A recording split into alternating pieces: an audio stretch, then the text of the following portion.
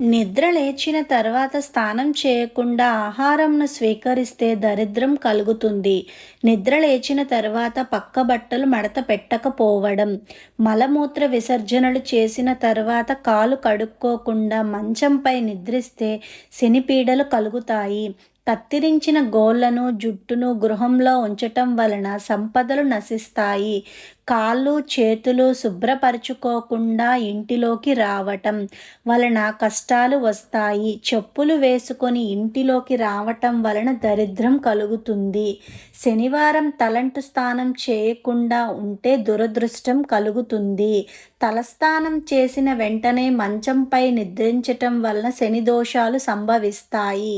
చిరిగిన పాత బట్టలను వేసుకోవటం, చెట్టు కింద మూత్ర విసర్జన చేయటం ద్వారా ఇంటి పైకప్పు మీద పనికిరాని చెత్తను మరియు ఇనుమును అలాగే ఉంచటం, విరిగిన వస్తువులను ఉపయోగించటం, గడపలపై కూర్చోవటం, చెప్పులు మరియు బూట్లను తలకిందులుగా ఉంచటం, ఇంట్లో తుప్పు పట్టిన పాత తాళం కప్పలను అలాగే ఉంచడం, విరిగిన దువ్వెనతో దువ్వడం. తర్వాత ఇంటి ఆవరణలో ఇనుప వస్తువులను, అశుభ్రమైన వస్తువులను ఉంచితే ఆర్థిక సమస్యలు తలెత్తుతాయి.